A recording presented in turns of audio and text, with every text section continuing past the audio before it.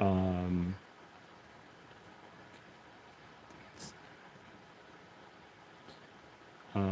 let's see. Here we go. Okay.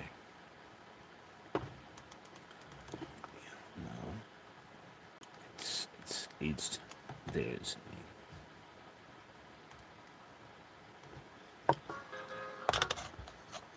a. Hello. AQ.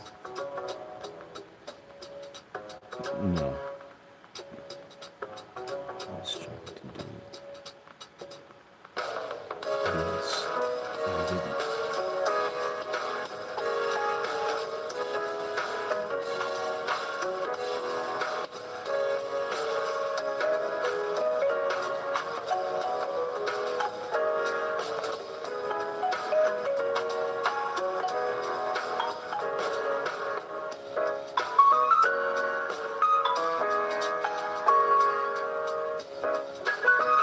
No. The second best techniques. Yeah. You're not the last. I'll give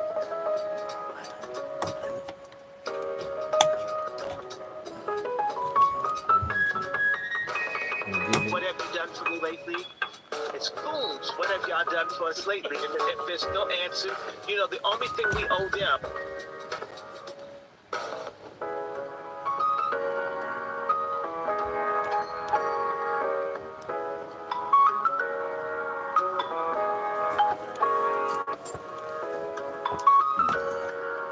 Apologies.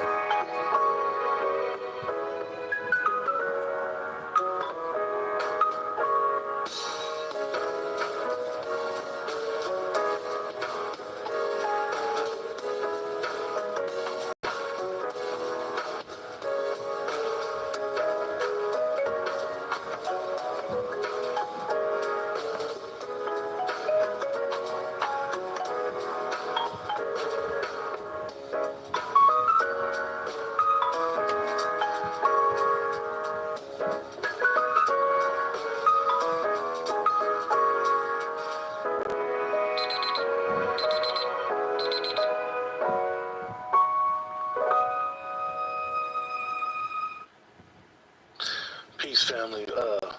We are here. We're here. Dr. Short, myself is here. We'll be addressing Dump and Diddy. Whole bunch of things going on. Current event show. For all those that have been waiting, appreciate you guys for waiting patiently. Remember to like, share, subscribe. That's the best way to support the channel. As well as hit Dr. Short's Cash App, as well as hitting Let's Talk's Cash App. I will honestly say it's a lot going on, you guys. Everybody that's into this social media thing, you see things are moving fast and things are moving furious at a quick pace. So tonight we're gonna have a little bit of a variety of things that we want to talk about in reference to current events, as well as what's going on. We basically see a president whose plane went down ahead of a state, ahead of a country, and this type of stuff doesn't happen often or by accident or by happenstance. When these type of things happen, they happen for a reason. As well as what's going on in the quote-unquote President Trump hush money case, where the most credible witness is a known liar, uh, which is very interesting. And a few other things that you guys may want to ask Dr. Short about in reference to two events coming up fast.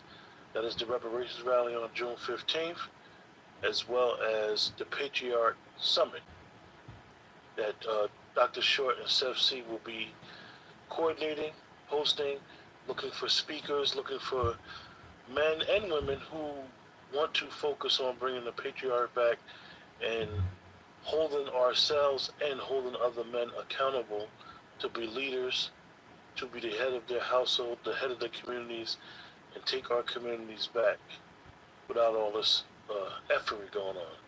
What's up, Dr. Short? I'm okay. I'm having a problem with my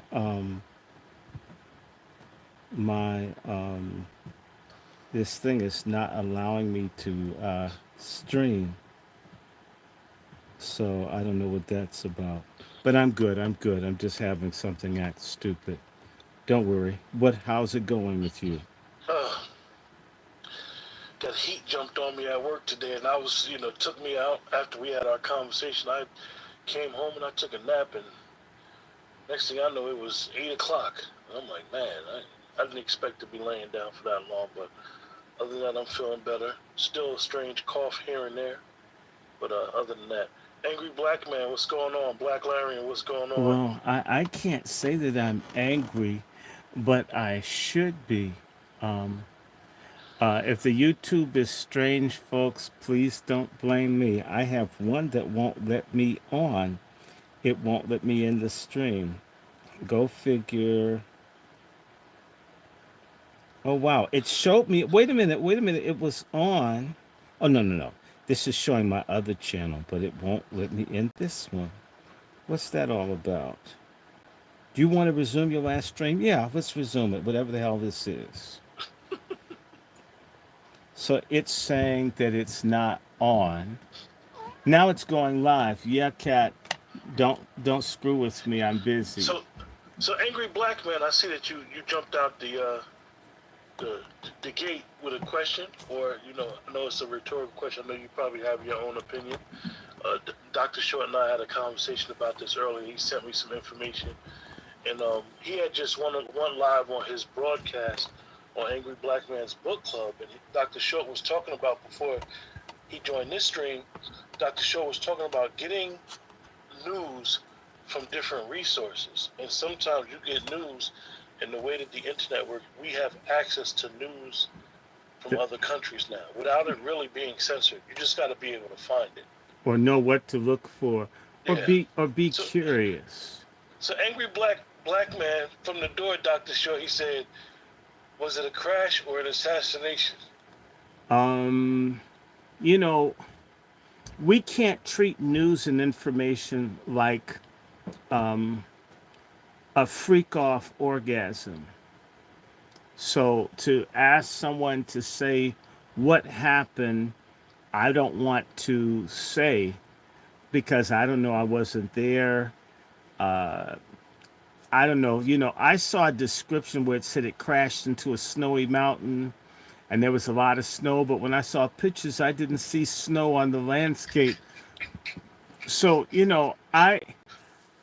the sources, I mean, the media people lie. Everybody lies. I mean, if the Iranians probably deserve to lie, if any, they've been lied on. So I'm not calling the Iranians liars. But what I will say is there is a type of weapon called electronic pulse weapons. They have weapons that can make things malfunction, right? Which means that America sent ships into the Black Sea, which is dominated by Turkey and Russia, right? And the Russians were able to incapacitate the American ship where nothing worked, right? You can make everything not work. Okay, you can disrupt that. You need to understand that several American enemies have died in someone said RMP. Okay, RMP, remote something, EMP. whatever. He But said, EMP. EMP, yes. Electronic pulse. Okay, it it shuts everything down. It can jam everything. So if you're in something that relies on electronics, you're cooked. Okay, they're called pulse weapons, and you use that. So if you're counting on your technology, if you don't have like a screwdriver and a hammer, a fallback, you're ass out. Or some rose. So in reality, No. and a helicopter is a hell of a thing to be in the air, and the electrical stuff not work. You can like glide a plane, you could do stuff and get a kind of a landing or stuff. A helicopter, it's going to go straight down like a stone, and your chances of surviving a helicopter crash are really, really, really, really bad. One of my mentors survived potentially an assassination attempt. He survived a helicopter crash, but he walked with a crazy limp for the rest of his life. He was lucky to survive. Everybody else was killed. If you're in a helicopter crash and you survive, God likes you. Now, having said that, let's remember a couple of things. Number one, um, there are a series of things that are happening, not just in between Gaza and between Israel fighting Hamas and Israel fighting Hezbollah. You need to understand that there is a Islamic, Israeli, American, Russian Cold War that's been going on for the better part of 80 years. And what I can say to you right now is this guy Raisi, who just died, and his foreign minister, love him or hate him, they did a whole lot in this period of time they've been in to improve Iran's international standing and work against the sanctions regime that the United States and its partners have had against Iran. The Iranians have all kinds of goodwill and trade stuff. They're in the Belt Road Initiative, the Silk Road Initiative. They're in everything. I mean, every which way that they can get around what America's doing to them, they've just about done it. And particularly this last two, the foreign minister and Raisi, they've vexated the hell out of America's best efforts, and the Israelis and the European Union. They've driven everybody crazy. And they've been very, very, very, very, very, very, very sharp. We're not doing Jews. You want to do Jews? There are a million other people doing it. Be my guest. We're talking about Iranians. So, Raisi, who not only was the president and the foreign minister, and some other people were killed, about 8 to 10 people killed in the crash, but Raisi was tight with him. When you see the little black thing wrapped, well, do it on someone else's channel. And I'm not here to serve you. I'm here to do me. It's my channel. I do my stuff. I do what I want to talk about. Okay. You don't come and tell someone what they're going to talk about on the channel. I don't know who that person is, but I'll see them later. In fact, they're banned on the channel. I would never go on anyone's channel and tell people what they're going to talk about. That's why I started my own channels to talk about what I want to talk about. It's my channel. It's me. And if I don't interest you, it's a free country.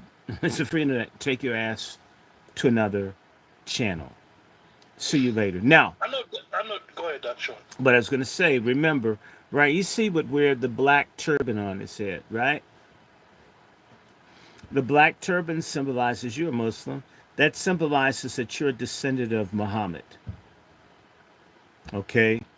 So they killed a head of state. They killed a descendant of the prophet. Oh my God. There are a whole lot of mess of this person that died. And also, he was one of the heir apparents to be the next supreme Ayatollah leader in Iran.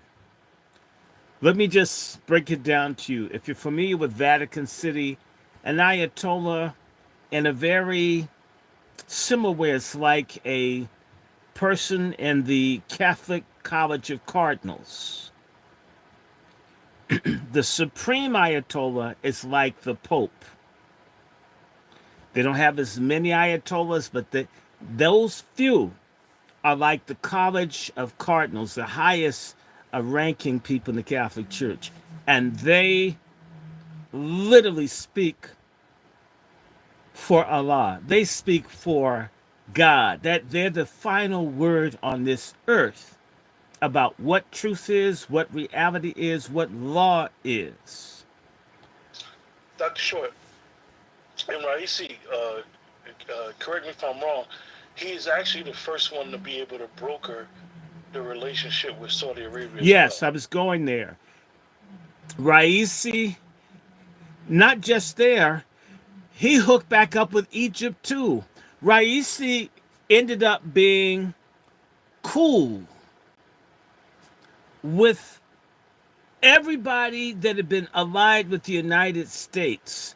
You have to understand the craftiness of this man because Egypt is almost totally dependent on American foreign aid to survive as a nation.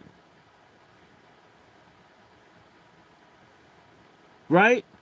And you enter into diplomatic relations with the country that's on America's foreign aid tip.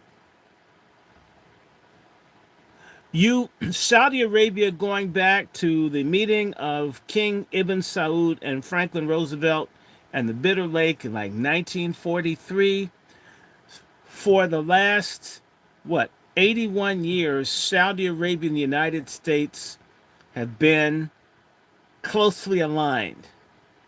One of the greatest ruptures has occurred coinciding with Biden.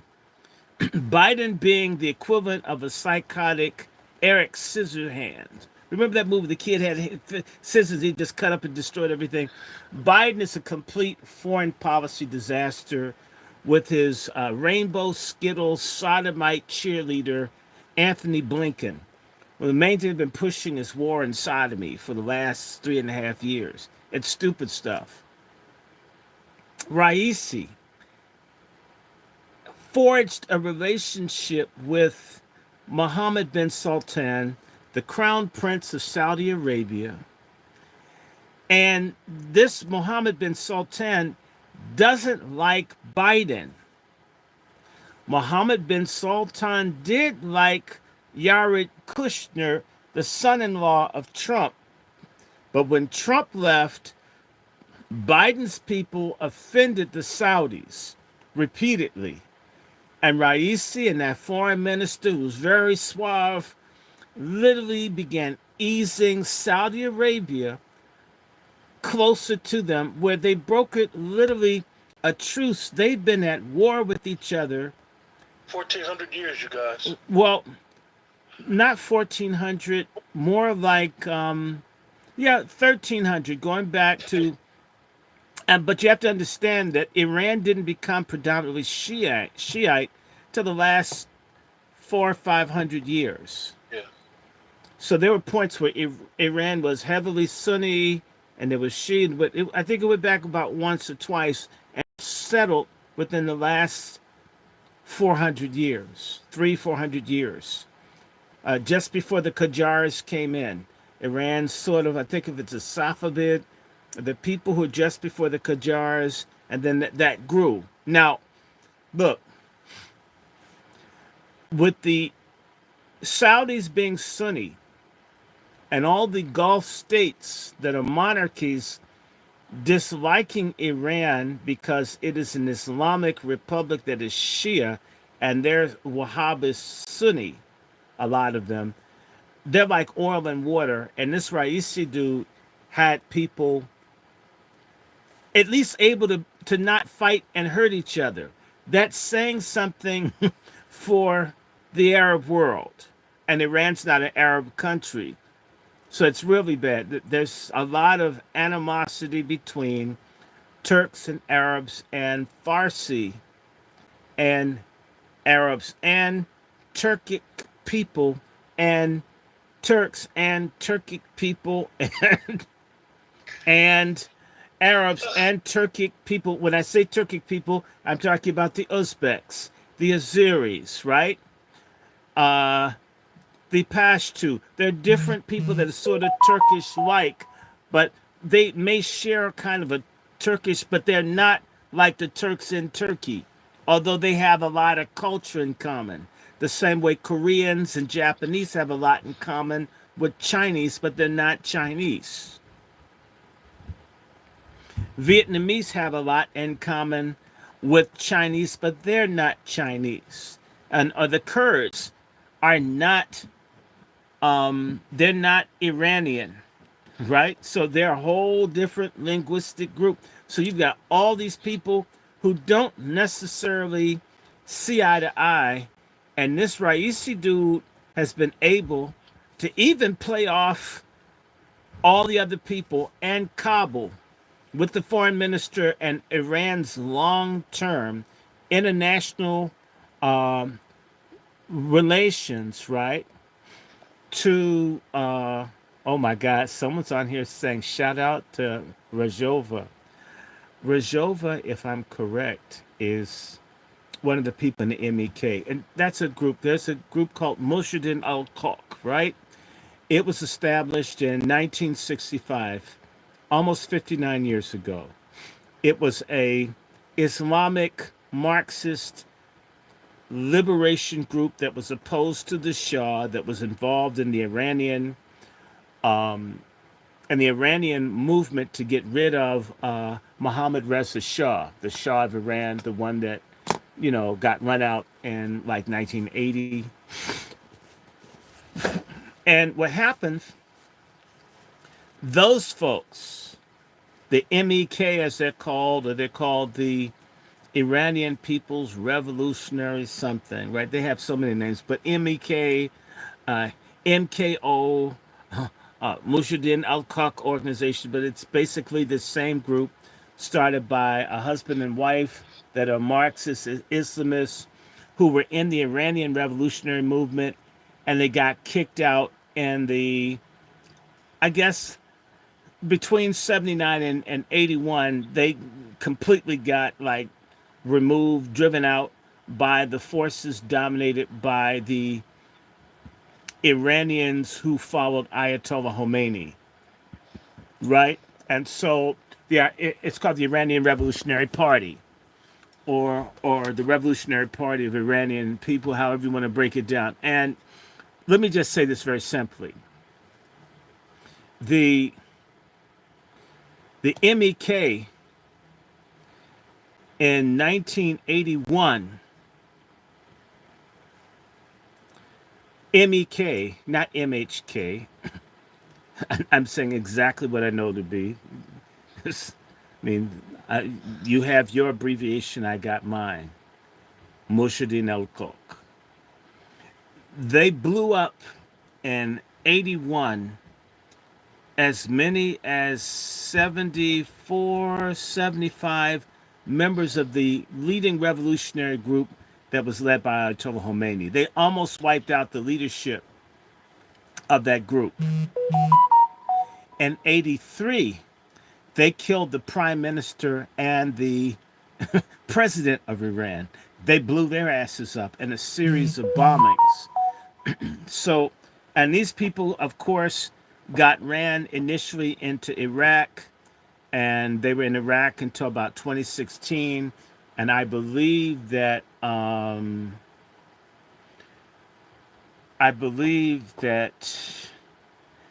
because Obama and them were negotiating their P5 plus one, the MEK got pushed into Europe.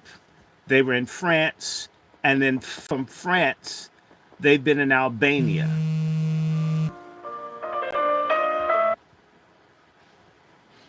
You get where I'm coming from. And so as a result, these folks do bombings and attacks, and they've had bases, and it's a husband and wife. Miriam is the husband, I'm forgetting, but their name is Rajava. Forgive me, Rajova, Rajiva, one of those. It's close, okay? The man is deceased, but the woman's still alive, and they get funding. They're here in America. The United States supports them and they blow up and do things. You have to understand that in Iran, there are multiple ethnic, national, or terrorist groups that are supported by the United States or its proxies that operate in Iran, or they're supported by the Israelis. For example, Israel supports the Kurds, and all the countries in that part of the world at one point or the other exploit and use the Kurds. It's sort of like black Americans are in America, or as the Russians used the Ukrainians when you had the Soviet Union. You know, every country has a group of people that you use, you get them killed in war. You don't really let them be a part of the society. And, you know, and they have everybody organized against them. So people need to understand that. And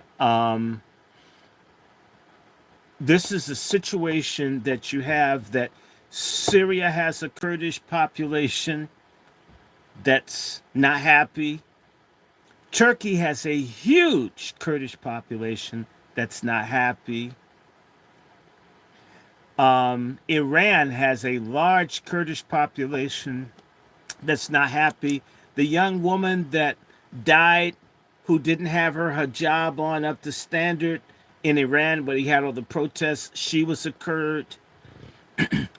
The Iranians and the Americans encouraged the Kurds to rebel against Saddam Hussein. There's a big Kurdish population in Iraq. And now the Israelis and other people support the Kurds for their own reasons. If someone doesn't like Turkey, then they do things for the Kurds. For example, in the last 2 years, Finland and Sweden, I think they joined NATO, but there was opposition to Finland and Sweden joining NATO. Part of the reason is that these countries had favorable relations with Kurdish liberation groups.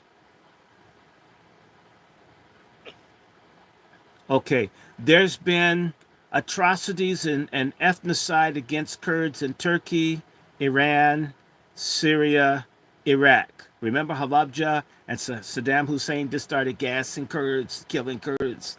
I mean, doing all kinds of stuff. And yet the Kurds got weapons from America, other places. And by the way, when the French and English created this monstrosity called the Middle East with the Sykes-Picot Agreement in 1916, 1917, they set it up where the Kurds would not have their own state.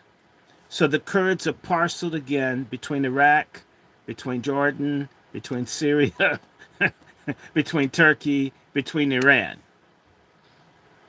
And they're not liked in any of those countries.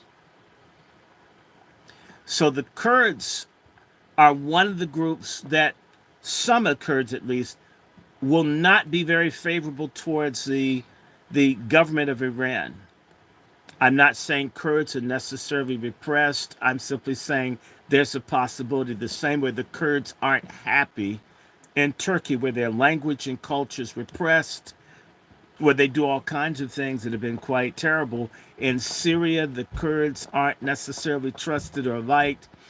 And you also need to understand that there are various minorities, like people who might be Christian, who may not feel great about the Kurds because the Kurds helped kill the Armenians in Turkey back when Turkey had its genocide in 1915, 1916 of Armenian Christians. So the Armenians don't have a whole lot of love for Kurds.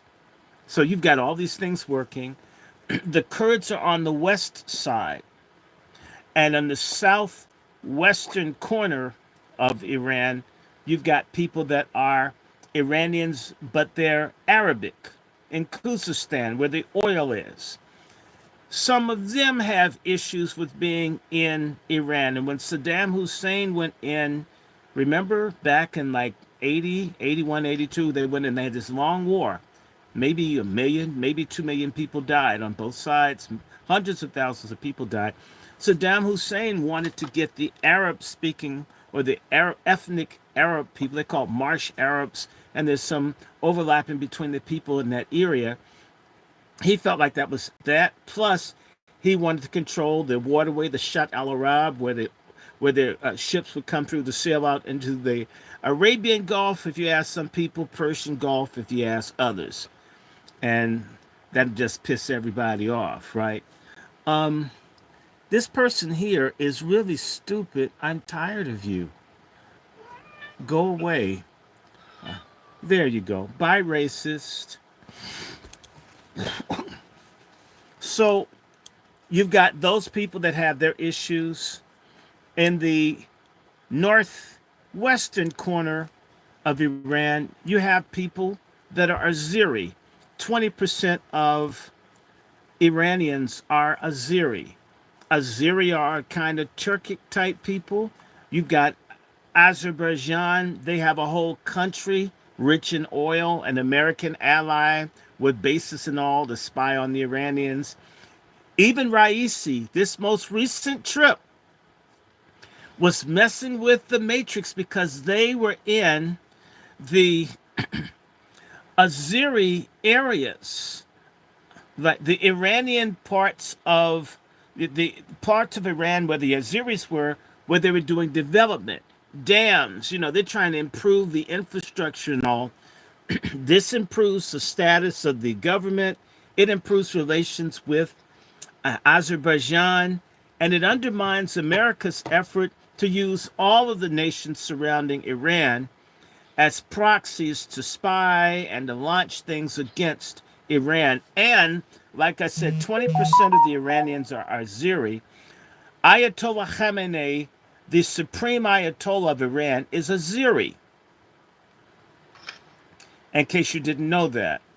So you've got them, and some of them wouldn't mind being with the fellow Azeris instead of being under Iranians. I'm not saying that they're necessarily treated badly, but everybody may want to gravitate towards where they feel most comfortable. So you've got them on the northeast. I'm sorry, the northwest corner. You've got the Kurds in the northwest central part. You've got the Arabic-speaking Iranians down in Khuzestan. And way on the east side, you've got the Baluchis. And the Baluchis have a group called Jundallah. They've got a group that wants to break off from Iran. And there's a group within Pakistan that's a Baluchi nationalist group that wants to break off from Pakistan because they've got the mineral resources and the wealth, but they don't get any of the money, which is concentrated in the northern part, in the Punjab, in the big cities, and they don't benefit. So these people do a lot of stuff like bring dope into the country and other things because they don't like the government. They want to break off. And they get support from other people to attack the Iranian state. I'm bringing all this up to say there are lots of people who have a bone to pick with Iran, okay, that are local that can be tapped on to do dirty things. Okay, and I'm not blaming who did the most, who screwed who the most. I'm just saying it's there. And I want to remind everybody just a few months ago that Iran bombed what they called a nest of spies among Kurds. They said there was a Mossad base, and they used a precise missile, and they blew up everybody in the building. They like took out a whole group of Kurds. We don't know what they were doing from that building.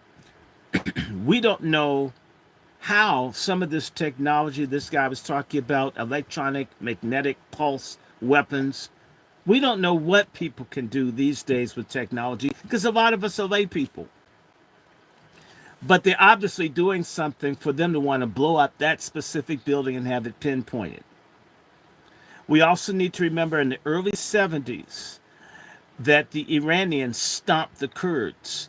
I believe Kissinger, someone we talked about, they encouraged the Kurds to do something, and the Kurds rose up and they got beat down. So a lot of people have issues with the government. Now, having said that, Israel and Iran, Israel's been calling for a war against Iran for years. Israel has been trying to get the United States to go to war with Iran because Israel cannot defeat Iran even with nuclear weapons. Say that again, Dr. Short. I don't think a lot of people really Israel understand. cannot defeat Iran. Israel cannot beat Iran. Iran is a country with close to 90 million people. 50% or more of the Iranian population is under the age of 18, which means that their population is likely in the next few years to double. Well, if there's Killing 80 or babies. 90 million now, they're going to be like 150 million Iranians. I mean, damn, can you imagine 150 million people who don't like you, who have supersonic missiles that can pinpoint and just blow up, I mean, anything? I would be very concerned if I was a Zionist in my little colonial state, my little bunker, and realized that after all these wolf tickets of beating up on the Palestinians and bombing the Lebanese and punking the Jordanians and cuckolding the Egyptians and all of this, and there's this group of people, they just want to fight you no matter what. If you understand that the philosophy of Iran since 1979, 80 has been under Ayatollah Khomeini is the Al-Quds for Muslims to dominate Jerusalem again and rain or shine. They fund, if Iran can't feed its own people, they're sending some stuff to Palestinians. It's every year. No matter what anybody says, no matter what anyone does, they keep doing it. They're the most committed people, that government, to fighting Israel. There's nobody that wants to fight Israel more than the ideological leadership of the Islamic Republic of Iran. I'm not saying the Iranian people, I'm not saying everyone in Iran, but some of these people have a bone to pick with Israel. And I'm not making Israel good or bad. I'm simply saying they don't like the state of Israel, what it's done, how it's dealt with people. They see the existence of Israel as an affront to Islam, an affront to self determination. And Ayatollah Khomeini had a philosophy which is common for many people in Iran, where they support what are called the Mustafim. The Mustafim are oppressed people under their Shia jurisprudence because the Shia have been massacred, killed, messed over. They are butchered in places like Pakistan, Kuwait, Afghanistan, uh, and Saudi Arabia, uh, Iraq. I mean, people really have issues with Shia Islam. And whether you're straight up Shia, whether you're an Alawi in Turkey, whether you're Alawite in Syria, if you're Shia, some Muslims don't think you deserve to exist, that you're an apostate. You deserve what you get. Sure, it claps. And it has AIDS too. Wow, there are a lot of degenerate They're people. trolling you, Dr. Well, Short. that's okay. Well, he has AIDS. Enjoy it. So, And he'll have so TB Dr. if he Short, sleeps with these illegal sex workers. But I just want to say, so back to the Shia, who are used to what? Ali and his father, people being massacred in Kabbalah. There's a history of martyrdom and suffering that the Shia have, right? And the Palestinians and even South African blacks, people need to understand the minute that the Shah of Iran was run from power, they immediately, the government of Iran under Ayatollah Khomeini, turned its back on white South Africa immediately because of their solidarity with the pressed people. They immediately got down with blacks in South Africa and other places fighting for their self determination, which is why when the Iranians took hostages at the U.S. Embassy, what was that, 1980, 70, 80? It's 80. It was 80. They let the black Americans go. except for the black dude that was in the CIA. Everybody else was free. We don't want them. Holding black people is silly. The black people are safer here with us having them locked up than if we let them go back to America. We Yeah. we don't want blacks. Blacks don't aren't our problem. Go in peace. In fact, President Jimmy Carter and other people saying to the black people, stay hostages. Pretend that America's fair and just and there's no racism. Please don't come back. Now all the black folks say, I'm taking the first ticket out, right? Only the black CIA agents stayed. We don't want them. And by the way, this is embarrassing to white Americans because they when they want suffering and hatred for American foreign policy to be applied, they want all of us to endure the suffering and the hatred and the combat service for imperialist, racist, colonial policies that don't benefit us, neither inside the country or outside. And when they bring those people here, they hate us when we get here. We have nothing to gain from America's imperial project except for suffering, or they bring over people here to hate us, to sell dope, or to set up bad stores, or to be teachers that mistreat us, or to be prison guards, whatever. We don't like, and there's a history of black people being opposed to American imperialism until that queer Obama and this strange dude named Austin, this Secretary of the Army, this despicable man, he's a monster, until he came along. There's some sense that black Americans have solidarity with other people in terms of going through difficulty. I'm putting it nicely. So the Mustafim thing is real for the Iranians. People need to understand that Frantz Fanon, the Martinican psychiatrist who wrote Wretched of the Earth, Black Skin, White Mask, who had a significant influence on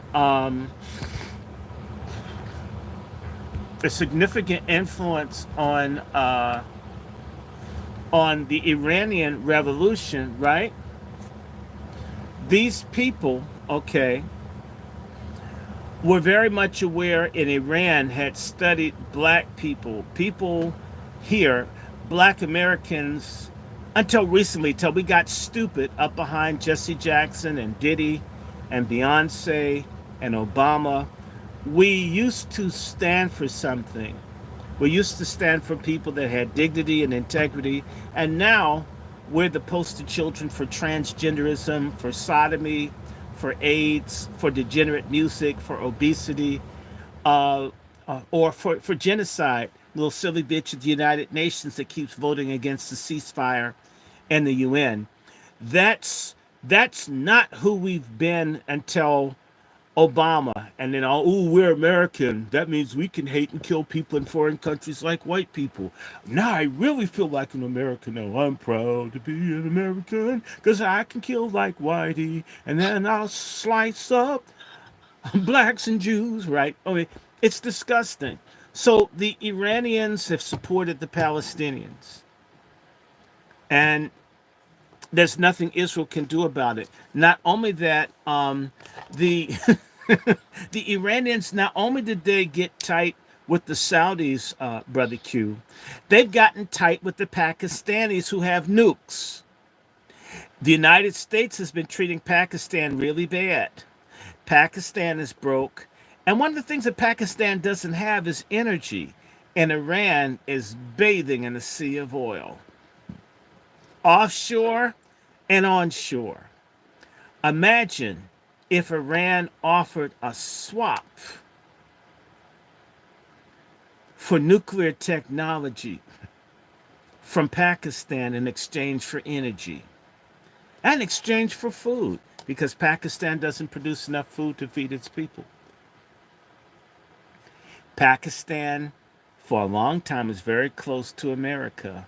America propped Pakistan up, but now America's pivoting towards India to counter China. China can't really do as much as it wants to do for Pakistan without indebting their asses, and the Pakistanis can't pay back. So the Pakistanis are trying to figure out what to do when you're broke, hungry, and alone. And Iran is sitting out there like the sexy mama with the big pocketbook full of money, gas, and food, saying a lot of people hate me, but I can help you. So you have to understand that this game that this Raisi and his foreign minister were playing, they're jacking up America's geostrategic thing. On top of that, the Iranians under Raisi have helped the Russians prevent America and its allies from propping up the Ukraine, where America is losing. Iran has played a significant role in providing kamikaze drones and other things that the Russians didn't have initially as they recalibrated to create a war industry, industrial complex to produce the shells for the cannons and the guns.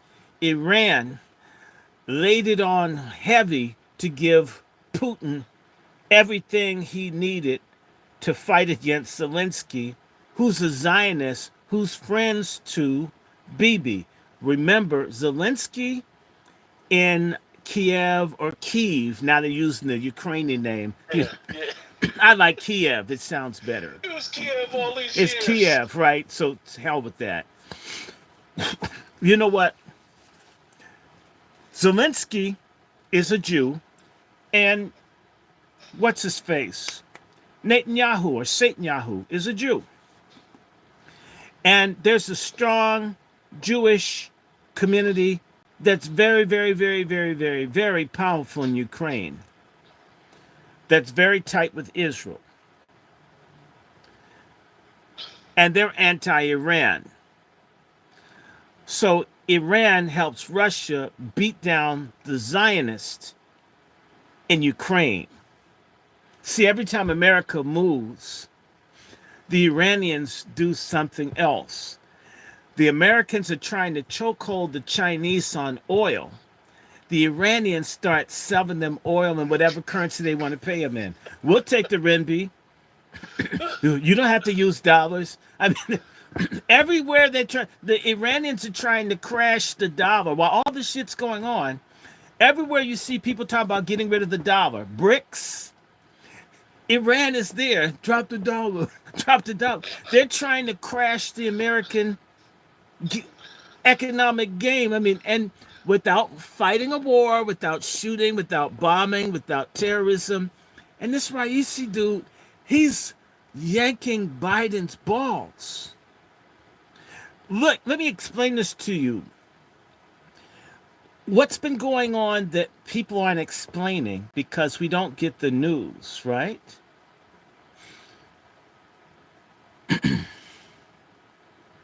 The people who don't understand the news, remember the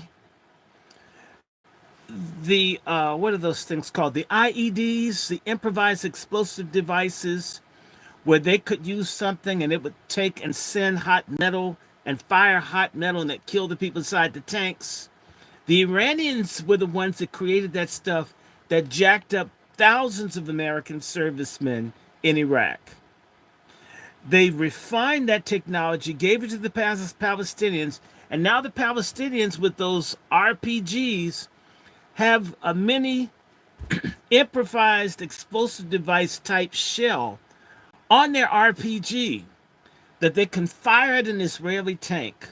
Whether it knocks the top off or not, the hot metal, which might be depleted uranium, God knows, gets in, and imagine being inside a tank with ricocheting white hot bullets. It must really be horrific for the Israelis inside those Makfa tanks when these people fire these things and you have the equivalent of red hot buckshot. Can you imagine being in a tank and that stuff, you're getting burnt up and penetrated by white hot metal? These things that the Palestinians have, some of the stuff they got from the Iranians. And of course, the Iranians helped the people in Lebanon with Hezbollah. And they're the ones that brought about these suicide bombers that drove the Israelis out of Lebanon. That's before they had tanks and the Katyushas and Every time you turn around and Israel's getting a black eye, it's these Iranians, either it's them or it's their friends, that just they tireless this they won't stop at anything to bring down the Israelis at uh, slowly. It never ends. They help the Houthis or the Ansu, the helpers of Allah. I think am I saying Ansarullah, helpers of Allah, initially didn't like the Iranians, but when they were so desperate because the Saudis wanted to steal their oil and take over their country and keep their little dictator in there, they turned to the Iranians. And if you understand, now the Iranians have the entire world trade by the balls. Their friends control Bab al Mandeb, that is the entry point into the Red Sea that leads to the Suez Canal, one of the most important places in the world for trade. And the Iranians have the Gulf of Hormuz. They've got that where they can cut off the Persian Gulf, where 60 to 70% of the world's oil goes through. And all the while, they've gotten those two moves. And not only that, the Iranians helped the Houthis enough to bomb the Saudi oil fields, to bomb Saudi cities. Even as they're being starved to death by the hundreds of thousands, the Yemenis were beating the Saudis with no air force, the same way Hamas has been beating the Israelis without an air force, because they got help from the Iranians with drones, with IEDs, with missile technology. And if the Iranians say they're going to help you out, they're not like what the Russians were with the Africans and others back in the day, where they give you some old Kalashnikovs and let you face your fate. They're more like the Cubans. The Cubans went in Angola and they kicked white South Africans in the ass. They stomped them at Cuito Cuanavale, which is how you got a South Africa without a white government, although the Coon government isn't much better. So the Iranians have literally built up all of these or I should say, friends of theirs that can jam Israel. You have to understand that Israel gets a significant amount of its shipping through the Red Sea. Now that the Houthis have cut them off, Israel, at this very moment, is being strangled economically. A quarter of a million Israelis have had to flee northern parts of Israel. As many as 1 million Israelis have fled Israel. Nobody's going there for tourism. I mean, who wants to get hit by one of the little, even those little crude ass rockets can hurt you. Nobody wants to go to Israel for anything. We don't want to see baby Jesus and shit. I don't want to die, and I don't want to be Jesus on the cross if a missile hits me. Israel's in all this trouble, and it really got bad. It was bad before, but this Raisi dude, he wasn't like Ahmadinejad, the little short, dark-skinned one who looked like a Mexican that had too many tacos. This guy doesn't say much. He just does. You didn't hear a whole bunch of speeches? You guys in the chat, just to, excuse me, Dr. Short, for cutting you off. You guys in the chat, Dr. Short has given us a history lesson on this region and what goes on and what has gone on historically. We need to understand that Raisi was only the president for 3 years. He accomplished all this stuff in 3 years. Power broker in 3 years. In 3 years. I mean, God, give him a few more. Damn. Elections are coming up soon.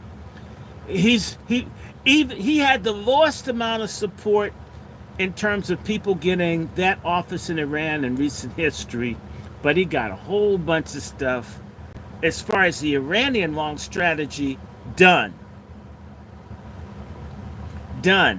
And America's effort to make the Pakistanis, everybody they tried to make fight the Iranians, it failed. Everything. The Iraqis, all of a sudden, in fact, remember when Trump blew up Soleimani? They end up, Raisi further improved the relations between the Iraqis and the Iranians, who typically don't like each other. This dude, they said he was brutal and cruel. I mean, he had a whole bunch of people executed in tribunals in the 80s, that that may be true, but on a diplomatic level, when he didn't have to use a hangman's rope, he knew how to talk to people to get people to work with Iran. And so think about it. Within the last few days, the king of Saudi Arabia is sick. I believe they're understating how sick he is. They say he has a lung infection. You know that uh, Mohammed bin Sultan, he, MBS, is the crown prince of Saudi Arabia. Him and the Iranians were clicking. If bin Sultan, Mohammed bin Sultan's father, dies, King Salman dies, he's king. If he doesn't like Biden, in fact, if he's turned off by America, and remember something, bin Sultan gave America a chance and Biden and them blew it. How it got blown is that they didn't say to Bibi when he got power, don't press down on the Palestinians.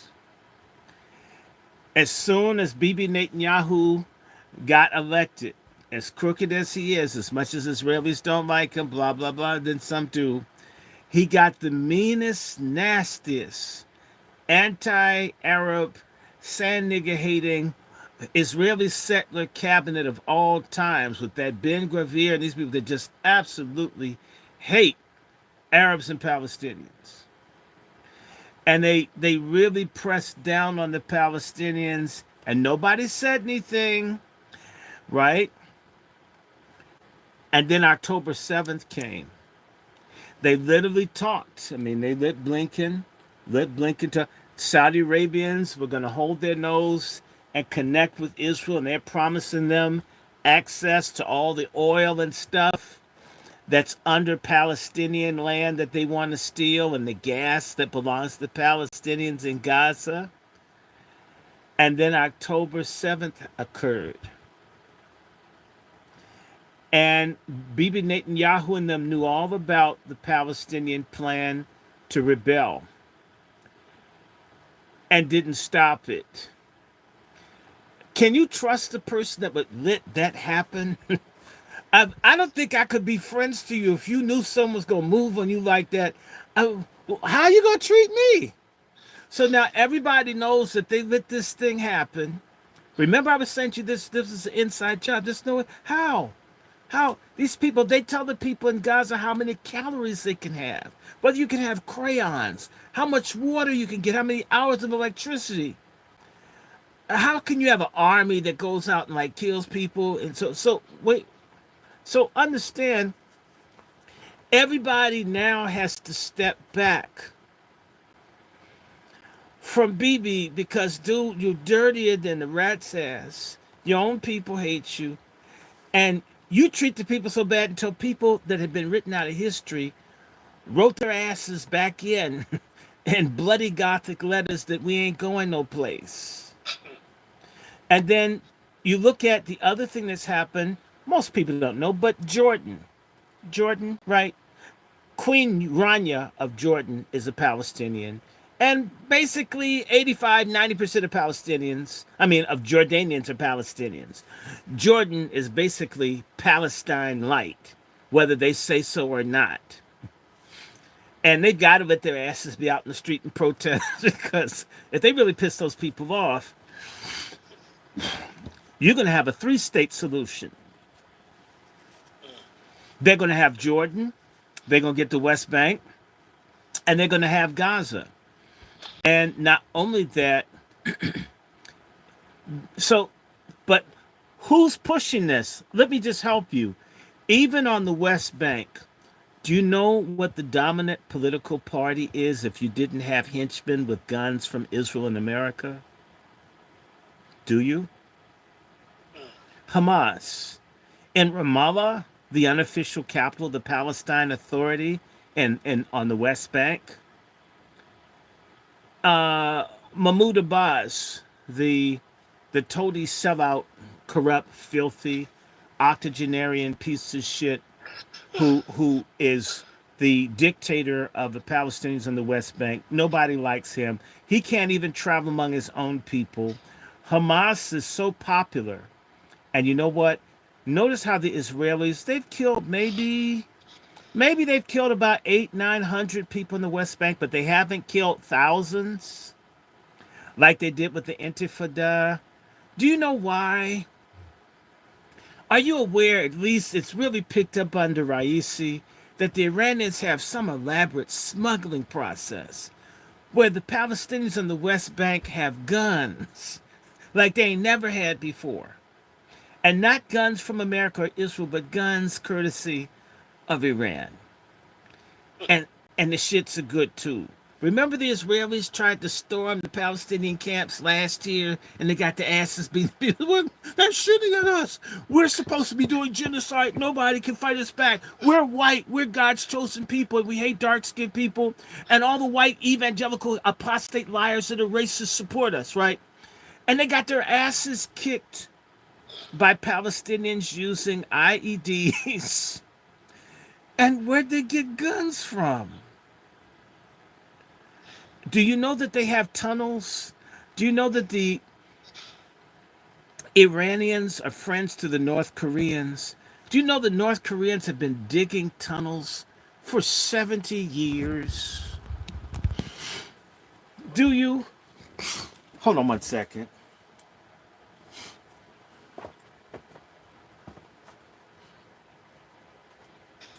Hold on one second. You guys in the chat, make sure you like, share, subscribe. Support the channel, support Dr. Short's Cash App, support Let's Talk's Cash App. It's very important that we understand that we may not believe or think that this stuff affects us here in America, but it absolutely does. And President Raisi, who died in an airplane crash, what he was able to accomplish in the 3 years as president, honestly, in when you go back in history, probably 20, 30, 40 years from now, he probably did more for the progress of Iran. Iran's foreign policy than. No, so I'm just saying, I'm not saying you don't have to like Iran. You can be pro Israel. I'm not saying who to support. But if you were against Israel, this dude is like the Michael Jackson of anti Israeli international politics. You've got. Without firing a weapon. Well, they fired the missiles, but Yeah. they didn't kill one person. Yeah. And they bombed Israel's secret service in the desert in the Negev. That's not in the American news. They have other people bombing military installations all over Israel. We don't get any of the news because if American people knew how bad this Zionist project looked, people would be saying, why can't they have a ceasefire? If they can bomb your harbor and all this kind of stuff, who's to say they don't bomb the Knesset? Who's to say they don't start bombing the stores? They have the capacity to do this, and I'm not encouraging it.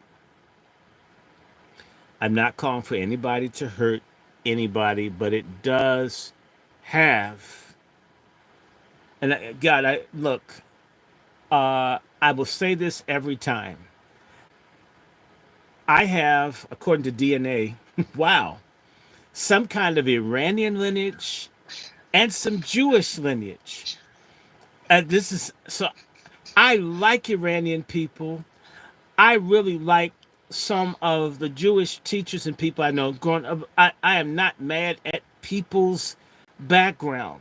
What makes me angry with people is how they treat fellow human beings when they know better.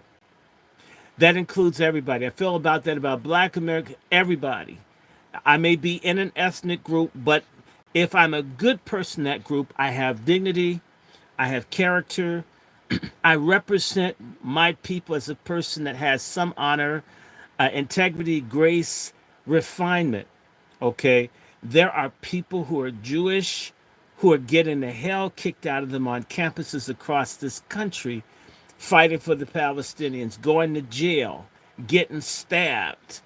I They're not dying like the Palestinians in Gaza, but for to be a rich trust fund Jewish kid, to wake up and find out that you haven't been told the full truth about what's happening in the Middle East and what's happening in Israel, Gaza, and the West Bank, and to take a stand. I wish our people, black Americans, would take a stand for reparations for black political prisoners, for missing persons, for organ harvesting. And I'm not talking about hurting anyone, just so you know, I'm not in here to rag on Jews. I'm not going to do that.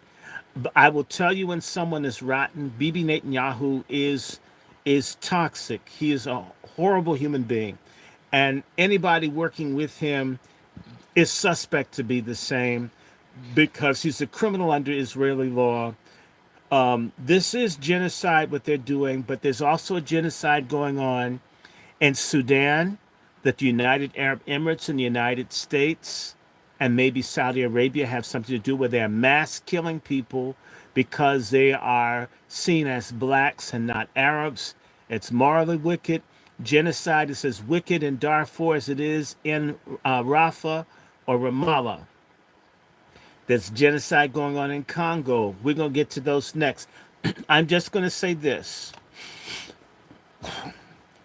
The Israelis wanted revenge for the 9 supersonic missiles that did hit their targets that has not been reported in the Western American news. They wanted to attack, and there's a news story, I don't know how well it is, but some Israeli planes were prevented from attacking Iran. I believe that the United States, the same way Soleimani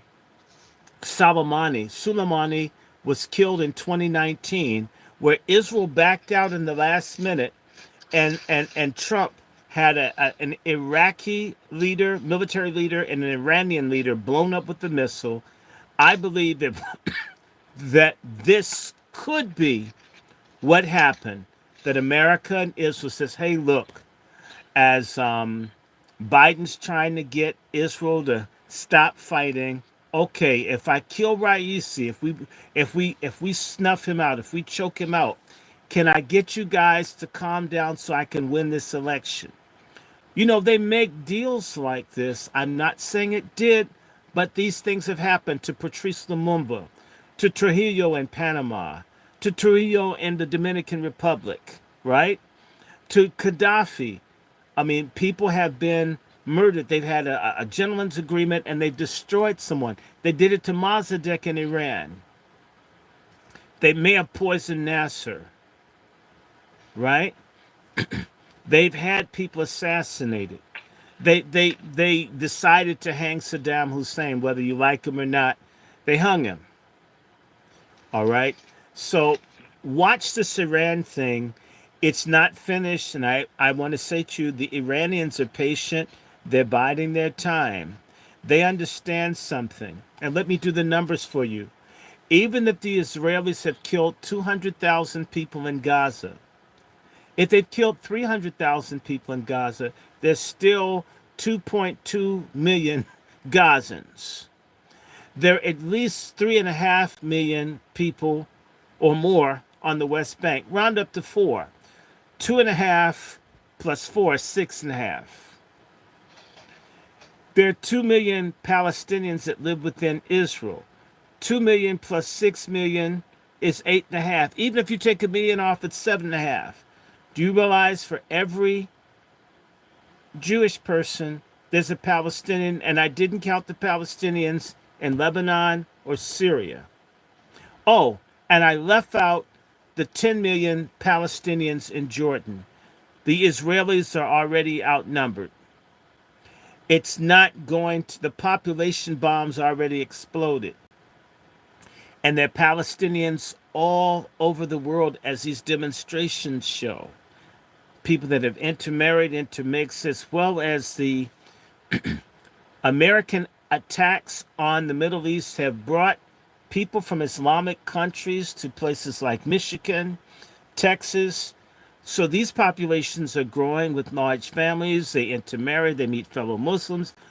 So you've got a Palestinian diaspora that may be 3, 4 million additional people. That population is going to continue to grow because they don't kill their babies like our pork chop, sellout, traitor black feminists do. They may have gay Palestinians, but they don't treat sodomy like it's some major social advance. It's degenerate. Feces on your penis is nasty. Feces in your mouth is nasty. A woman with another woman is an abomination before God, period. You may like it. You like cocaine, okay? Like getting drunk. You like fentanyl. The wages of sin is death. Yes, I said it. I'm a Christian. You don't like it. Too bad. Hey, Now, Dr. Short, mhm, let me ask you, because you mentioned the gentleman agreements that goes on, and we can segue into something that we both saw earlier. What happened in the beautiful DRC? yeah, well, you saw some venture capitalists with some other people try to get rid of the democratically elected president of the Congo, Etienne Tshisekedi Jr., whose father was systematically denied the presidency of the Democratic Republic of the Congo that was used to be called Zaire, and they got shot down. And it's Americans, and I'm not picking, but someone asked, the names sure look like they could be Khazarian names, Ashkenazi names of the people, and this has been going on, and there were Ashkenazi people that have been involved in insurgencies, rebellions, and things that have where they've profited off of diamonds and other minerals at the expense of millions of lives of black people in the Congo. I only need to tell you there's a place called Shaba province, and there was a man named Shambe. And Shambe was a Congolese that did not want to be a part of the Congo, and he was propped up by Jewish entrepreneurs and financiers. And so, people, I'm not picking. I told you I have Jewish ancestry. I do not hate Jews, but I would tell the truth. I will tell the truth about no good black Americans. I would tell the truth about no good anybody, any place, anytime, anywhere. I'm anti evil. I'm anti degeneracy. I'm anti racism. I'm anti exploitation. I'm anti dropping 5-ton bombs on families and then telling me if I don't like it, I'm anti Semitic if I don't like seeing dead babies. Anti hell. And imagine a person that is Turkic telling me seeing Semitic kids getting killed is anti Semitic. That's irrational. It's evil. It's stupid. It's bullshit. And no, did you hear me advocate anyone blowing up a bus, sir? Did you hear me say suicide bomb? Did you hear me say war is the answer or war is good? War is an awful thing that happens, and until the kingdom of God comes, where people turn their pruning hooks into plows, the swords and all into tools to farm and make peace, this is going to be a hellish situation. Hating anybody. Don't hate white people, because if you hate white people, you're going to kill black people. These Jews hate Germans so much, they've killed Arabs. People hate colonialism so much in Sudan, they kill each other. When you hate, it destroys your soul.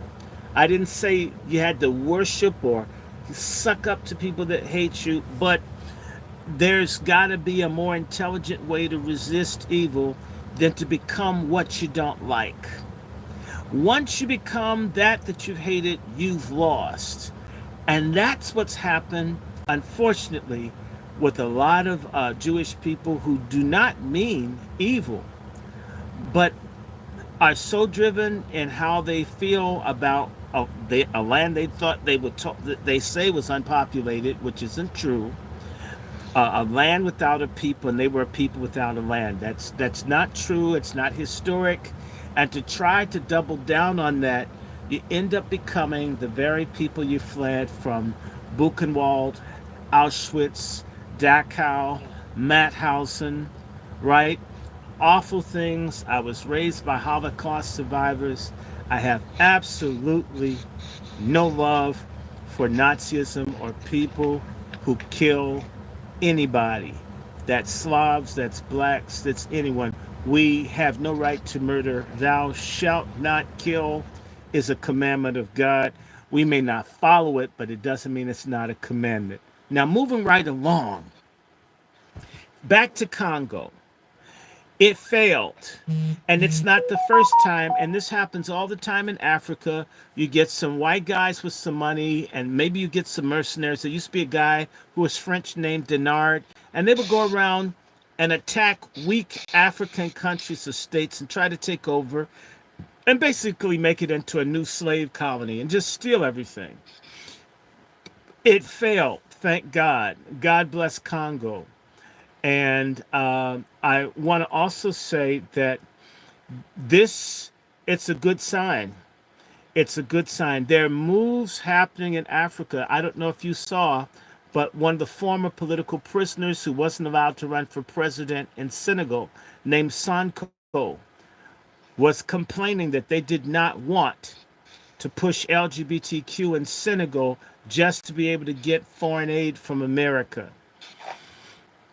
This is very interesting. I also want to say to everybody who's pro family, right now, maybe in the next few weeks, I'm going to get to meet the one of the leaders who's been fighting for pro family causes in East Africa, Bishop Martin Sempa of Uganda. He's in Virginia. His son graduated a few weekends ago. His other son's going to graduate on the same day, the day after we have our reparations rally here in Washington, D.C. I just want to say to everybody watching that there's going to be a film that premieres in the next 2 days called Microphone Check on the hip hop music and where it really comes from, produced by none other than Tariq Nasheed. If you look up Microphone Check, you can find out that the film is being shown. It starts off in New Orleans on the 22nd. On the following day, it will open here in DC, Chicago, Dallas, let me see, Atlanta, Detroit, Cleveland. It's also going to open up on the 25th, I believe, in New York. But look that up. In fact, if I could, well, I have all my stuff booked. But Microphone Check, if you look that up, can you look it up, Q? It's opening up in cities and many. It's going to be in Denver. Okay, well, I'll be at the DC showing.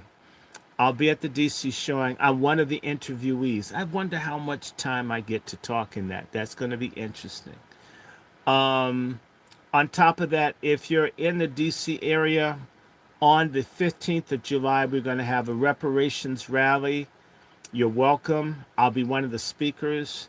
I promise not to talk too long. So those are the commercials. I also want to let everyone know that in August, as part of Pat Talk, which Brother Q and I, we want to promote black men being responsible in their families. We are promoting patriarchy. We don't care two dams about feminism. Feminism must go. It must be purged from the lives of black people. It should be driven out of humanity. Feminism and humanity can't coexist. I'm convinced of that. The longer I live, we're going to have a patriarch summit on the the 24th of August. I do have a GoFundMe. If you want details on that, you can always email me at wrandyshort@gmail.com. wrandyshort@gmail.com. I will happily send you information on microphone check. I will send you information on the reparations Send rally. your chat. Put Okay. it in your chat, and I'll put it in my chat. Okay, Dr. cool. I will keep putting that out there. And also, can you put the GoFundMe in my chat? Yeah. So yeah, we're trying. Yeah, we want to get a few $1,000s. And no, I do this from my basement. I don't have an expensive podcasting place. We do these things from home. But we need some money. We need to book. We want to have it ideally in a nice place. We want to be able to serve a little bit of food. We want to have a few speakers. We want it to be nice. We want the literature to be good. And we hope to have good speakers. It should be a day event in August. More is forthcoming. Help us get there. And I know initially we do need to come up with a minimum. I put down 7. I know Chef is trying. We're trying to at least come up with about $2,000 to secure the venue, to have the security, and have any necessary equipment. We're going to need other things. We may want to give honoraria to the speakers. So, we want a few $1,000s to do it the right way. I think getting men together in a positive way, holistically, where we'll be talking about health, self defense, mental health, food, family, and to get experts and not just talking heads. And it's not just a meeting, but to look to see how can we create a working relationship with farmers, business people, to support each other. Even if it's 2 or 3 in one city, 2 or 3 in another city, I believe that this is what can be done. OG brother, I sent you an email. When I sent you the email, in the response is the email of the person in St. Louis that I want you to contact. I didn't give the phone number, but you can email them. They will respond. So I would do that. I hope you're well. Now, thanks for the commercial break. And I want to thank everybody for coming back to the Angry Black Men's Book Club and for supporting Brother Q. And between the two of us, how many views have you gotten? I know you have 250,000 to 300,000 views now, right? How many do you have? I think it might be a quarter of a You have million. 250,000. And I have at least 140,000. I thank you all for your 140,000 views. I wish I had $140,000. But I know I take 14. We can get a lot done with small amounts. So my Cash App is $ Dr. Randy Short. Dr. Randy Short. Dr. Randy Short is a Cash App. Dr. Randy Short is my Patreon. You don't have to give me a whole lot. You could give me $2 a month. If you realize I've got 2,000, I've got over 2,000 followers. If each of them gave me $1 in a month, I could do everything I need to do and improve what I have. At certain people, they'll give you like 100, and I'm like, wow, thank you. But there are people who could give 2. Someone sent me 2 the other day. I appreciate it. If everybody I had sent me $2 in a month or 3, we could just get immense more things done. So much more could get done very quickly. There are other people whose shows don't offer any information, nothing. I'm looking at Sister Star Thompson. She's moderating. She's thrown more money at me than pro football players throw at strippers. I'm like, and so it's great. It's been like a whole week, and she hasn't sent anything. Thank you, sister. Let somebody else give. It's like trying to get famous, like she's trying to pick me up. I'm so shy. I'm teasing. I'm teasing. I'm being silly, Star.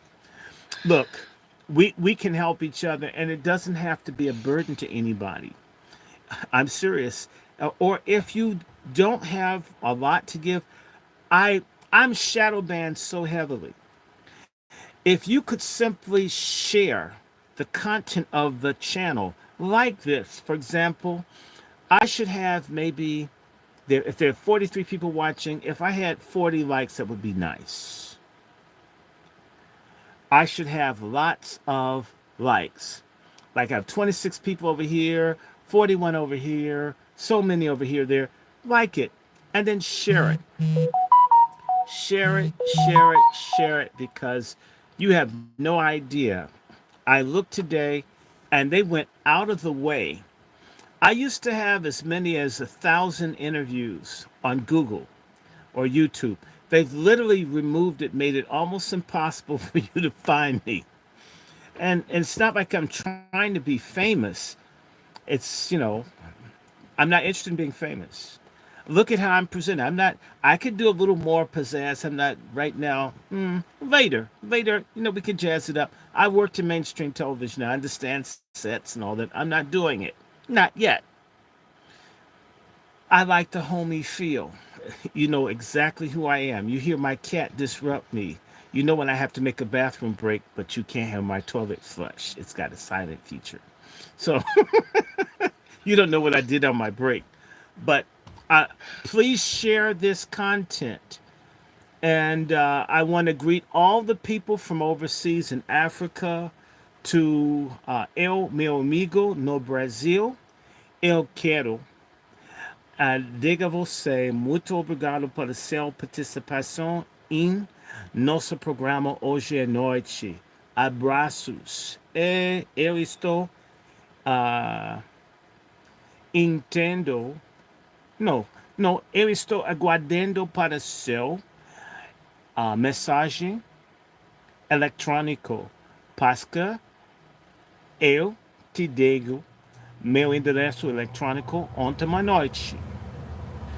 Eu estou muito zangado com você. All right. Now, so that's for me. E meu irmão negro no Brasil. My black brother in Brazil. Como o policial esquadrão do matar na seu país. É horrível. Absolutamente. Você sabe, né? Okay. We're just talking about killer cops.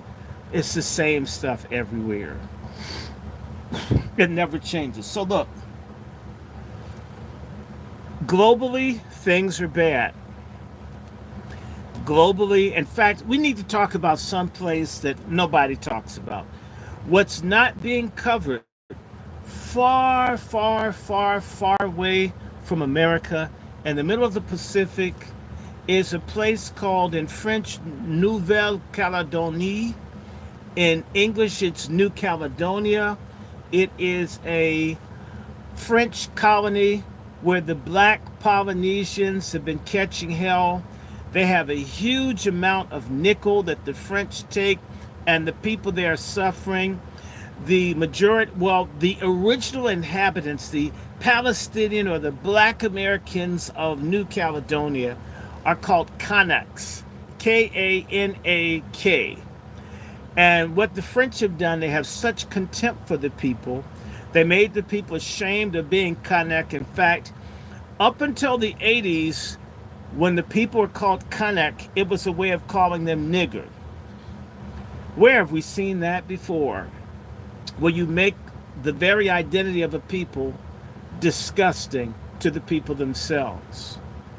And over the last 6-7 days, those people, I met them back in 1980, 85 or 86. They were here at Howard University trying to meet because they were studying Black American Black Power, believe it or not, which is why I think Diddy, who I call Shiddy, we're going to trash him, don't worry. We're coming to his sorry ass. People used to look to Black Americans for inspiration. There was a Black Panther Party in India. There was a Black Panther Party in New Zealand. There was a Black Panther Party in Israel. There were Black Panthers all over the world. I'm not saying the Black Panthers were perfect, but they did a lot of good work. You only hear about the shootouts. You only hear about someone got some extra sex, whatever. But the Black Panthers had all kinds of programs that helped people. I recall when black folks were about something. Now they've replaced it with this degenerate, vulgar dick hop music, and it's Crown Prince, degenerate, Diddy, the man who kicks women in hallways and has people eat cheesecake out of his rectum. This is what we've fallen to. In fact, the difference between the Palestinians and the Black Americans is that they've held on to their dignity and their culture, even though they have a drug problem and they have a mental health problem. They've refused to become totally monstered out by people that hate and oppress them. We have to cease from being wicked and despicable to ourselves. And by the way, when we act and behave like Sexy Red and Nicki Minaj, who's not even a black American, or Kamala Harris, who's not a black American. And can I tell my joke? Yes. My joke. What does Kamala Harris's family have in common with a firehouse?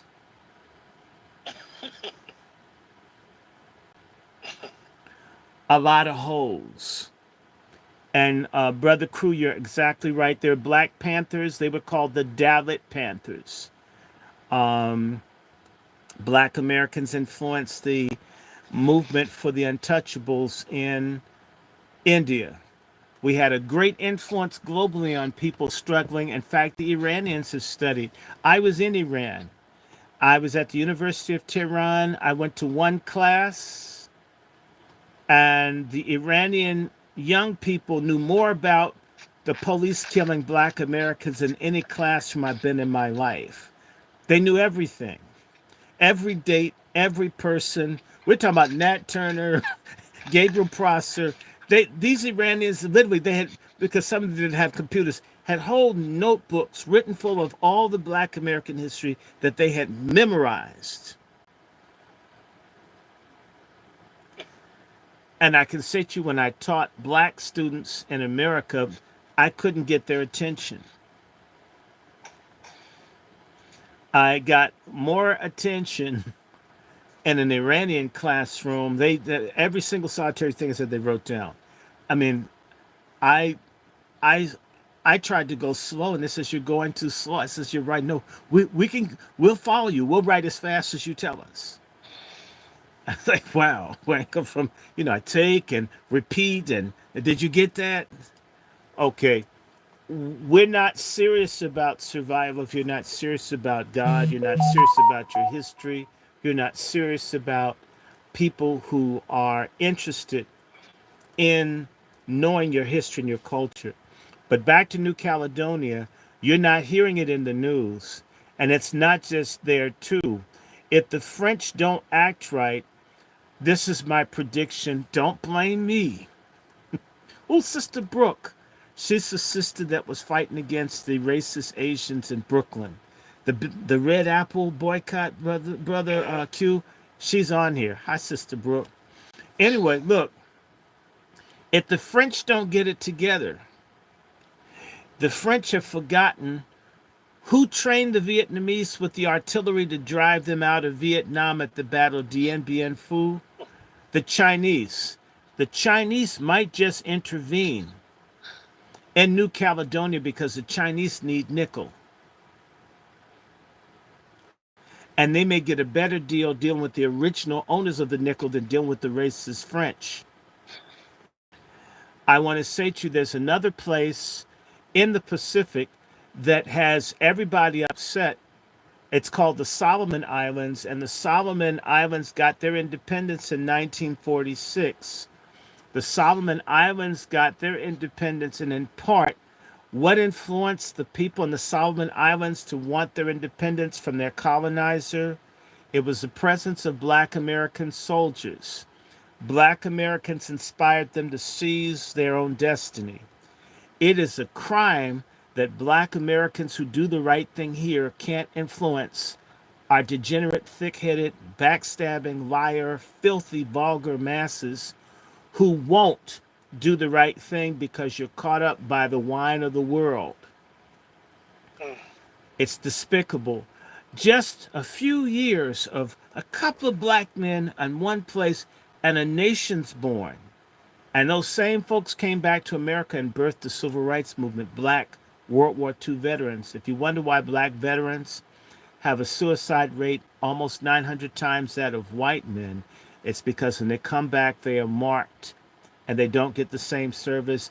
There is no major outcry in this country for black veterans who won the Civil War that freed us, at least in part, who've consistently stood up for us and defended us when we had race genocides where blacks had to fight mobs of white police and white killers.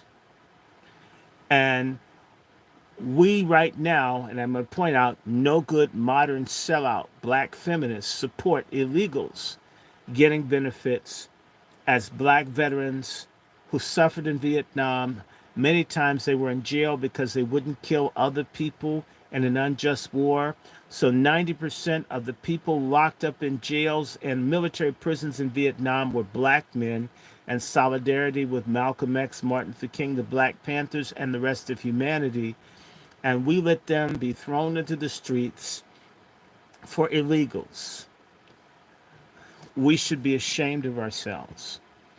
We need to take a good, ugly look at ourselves and start being honest about how we get things wrong all the time. And you can't blame, you shouldn't expect people who consider you subhuman to tell you how to stand up for your own dignity and integrity any more than you should expect them to educate your children, feed you, or provide you medical care, or to provide an honest depiction of God or his son. That's just retarded. Or to tell you what your hair should look like, or for you to get ritually scarred with tattoos so you can't donate blood. And everybody can use our blood because a lot of us have universal blood. The few of us that donate blood, because we can't use everybody's, but everybody can use ours. But that's another discussion. New Caledonia. Noumea is the capital. The Solomon Islands, I want to just say, they're working with the Chinese. Don't think, don't think that New Caledonia might not hook up with the Chinese and the Chinese going as peacekeepers. And I need to remind you that the French shoot and kill black French people down in the French Antilles in the Caribbean, and they riot every so many years as well. Whereas you're told that they are French citizens, not really, sort of. Every country that has a history of slavery, colonialism, and apartheid and mass discrimination has a caste system. Don't feel special. Now, we did some news analysis, and let me just close by saying we're going to find out what happened to President Raisi and the Iranian foreign minister. And the United States, not only does it deny Iran all kinds of necessary things, like for medicine. They keep talking about Iran and nuclear medicine. Iran is one of the foremost countries, nuclear weapons. Iran is one of the foremost countries in nuclear medicine because the American pharmaceuticals would rather poison American people, and they don't want anyone to come up with treatments or cures for things, diseases that they're probably making in Wuhan. They, along with other people, say that the Iranians are trying to make nuclear weapons, so the Iranians who make medicines that work can't develop them to compete with pharmaceutical corporations, which have a lot of owners that are in Israel and in New York. Don't blame me. I don't know how that works out. Or they're in London or Paris. Don't blame me. Now, and I want to say this to you.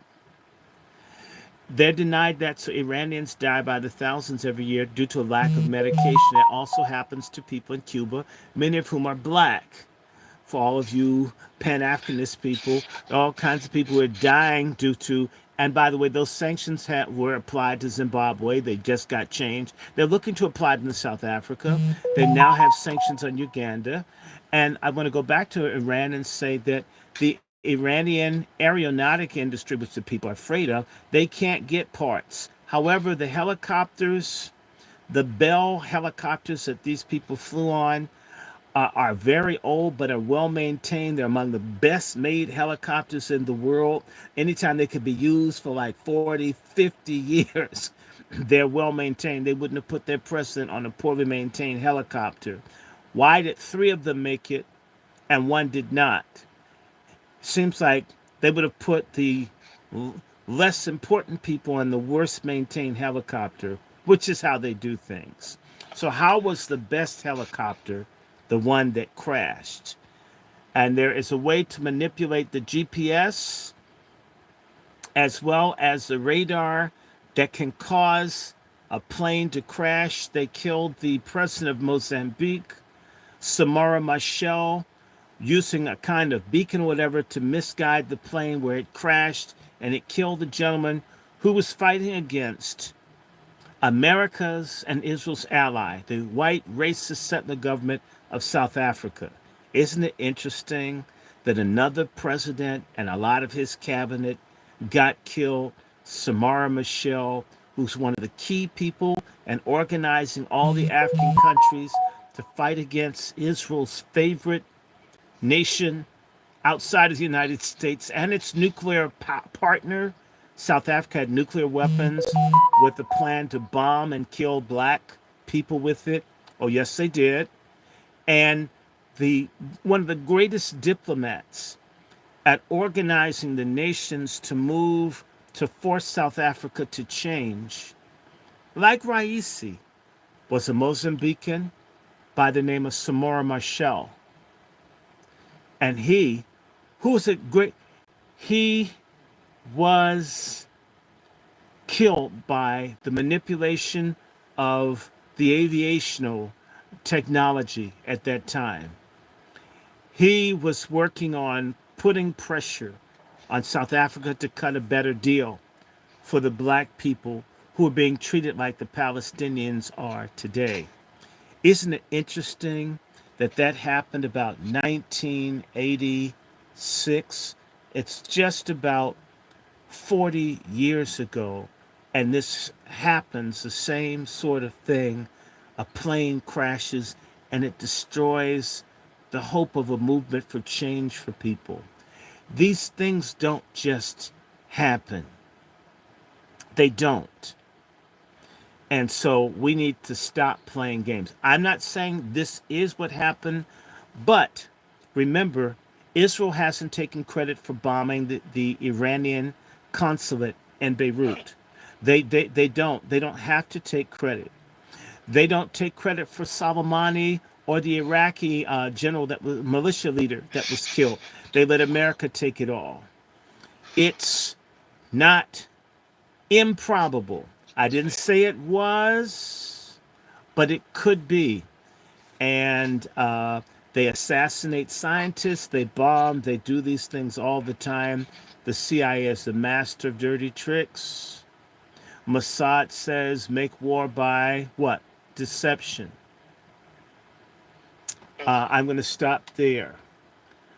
So, if anybody in the chat has a couple questions for Dr. Short before we close out. No, we got to do Diddy and then we're done. We got. Yeah. Yeah. We got to talk about Shiddy. And, we're going to talk about Shiddy and we're going to talk about Dump. Let's just do him real fast. Let's do Trump first. If you guys are, is the credible witness. If you guys are watching these trials, I'm sorry. If the best that Biden's got is abortion and all these kangaroo trials for Trump, if that's the only thing that's going to keep his pedophile ass in the White House, he's already lost.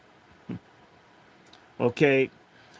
He's already lost. And if you're watching the trial with Cohen, who he's just a liar, he has stolen from Trump. If he steals money like that, how am I to believe that Trump screwed Stormy Daniels? This man he's lied before Congress, he's lied to the FBI, he's lied to the prosecutors, he's lied to the defense, he's lied to the Trump organization. He's made $4 million plus lying. Why would he have an incentive to tell the truth? He doesn't. He's gotten rich lying on Trump. Under oath. Under oath. Contempt of Congress. Why didn't they put his ass in jail longer? Look, this stuff is falling apart. That's why CNN and them are not really pushing it that hard anymore. They thought they had some red meat. Look, we knew Trump was a hoe. Come on. That's like saying Michael Jackson can moonwalk. That's not going to make people not vote for someone that Trump screwed a person with big titties. He did. I'm not saying it's right. He was married. People love Jack Kennedy. He's screwing people. Jackie O was finding lots of other women's drawers in their pillowcases. We still like the Kennedys. Teddy Kennedy said raping people, killed Mary Jo Kopechne at Chappaquiddick.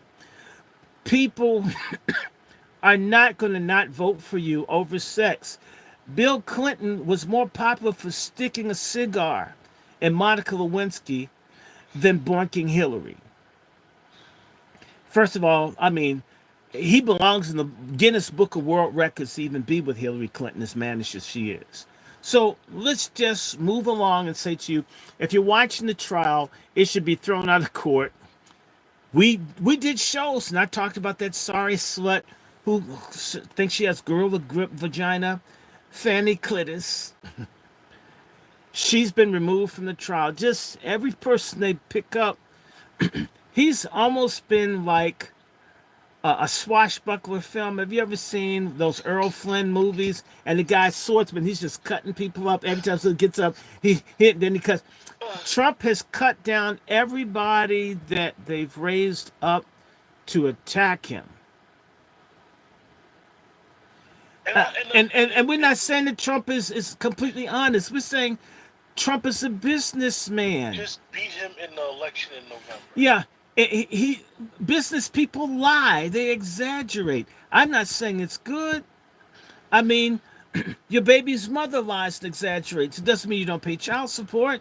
I mean, you learn to understand that there's a degree, particularly in politics. Do you realize? I tell you, you don't have to be in politics. Be a preacher. Okay, my dad's a preacher. Do you know if my dad's having a great time and someone comes up and says their mother's dead, he's got to start acting sad. Otherwise, that person's going to feel like he doesn't care about their dead mother. Do you realize that when you deal with people, you're almost forced to be phony because people are full of shit and phony. They don't allow for authenticity. If I'm having a great time and your mama died and I keep smiling, you're going to get pissed. You're laughing at my mother, right? So you have to say, man, I really didn't even know the mother. I'm so sorry your mother died. I mean, if you don't do that, people get mad. So politicians who have to deal with lots of people, you've got to please them or you make them angry. And there's no more juvenile, infantile voter than an American voter. So you've got to hold up a big lollipop and a squeeze toy and all that to try to you go in and try to talk policy. Try to talk academic discipline in the classroom. Try it.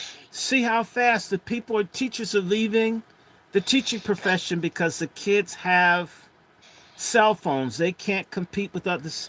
What am I there for? They're bored by the teacher. They can watch movies in their phones. Our voters are the same. Easily distracted. It all has to be glitz and glam. So Trump knows how to do that. Biden doesn't. Now moving right along.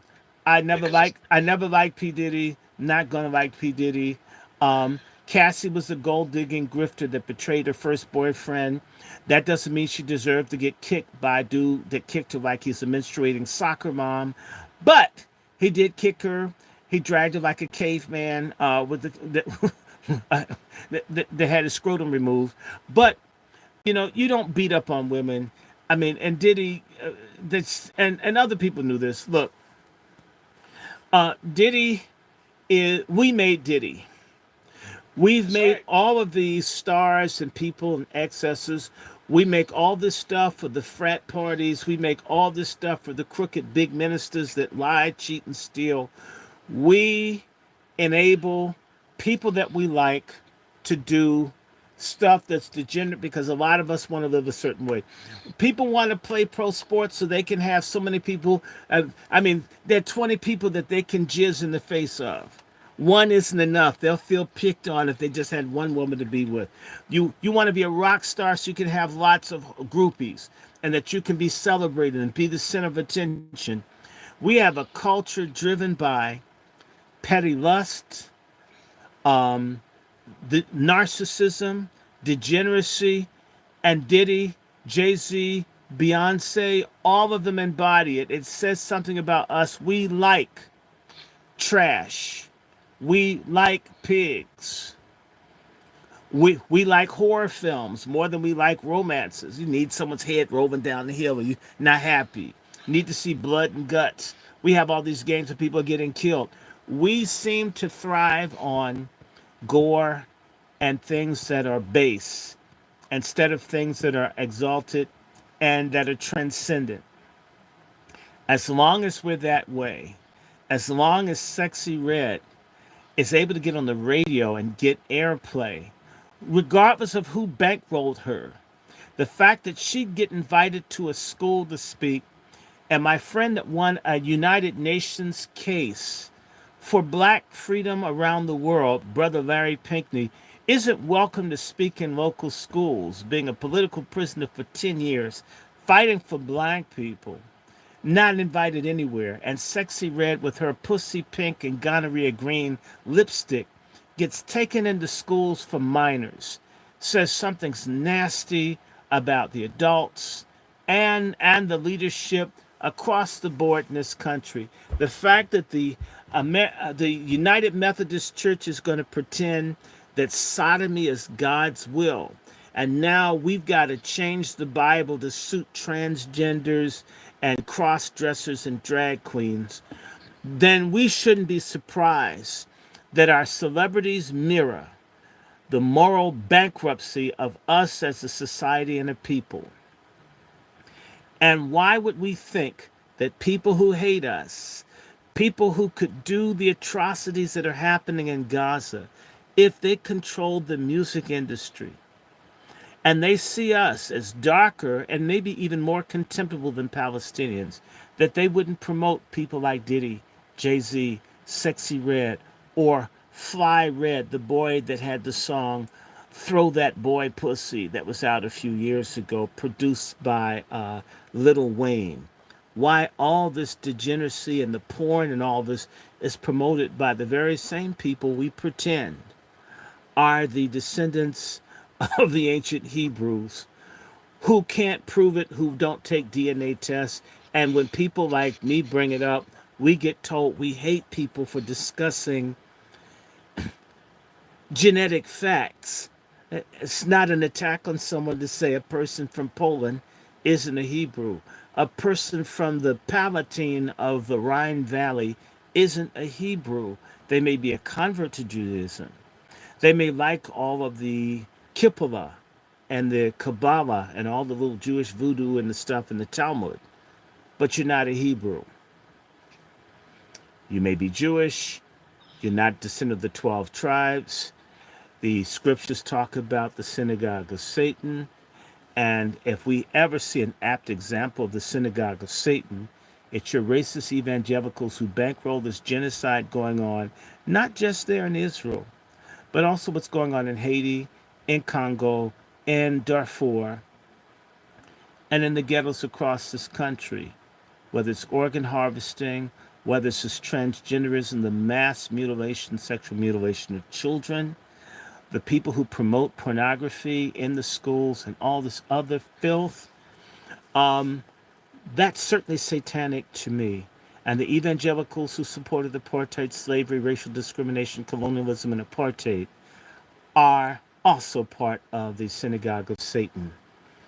I want to say to you, for all of you who can't stand Trump, but you feel sorry for Diddy, need to understand that you're a contradiction, that Trump is nothing but a white, wealthier version of Diddy. And Diddy is a black wannabe of Trump.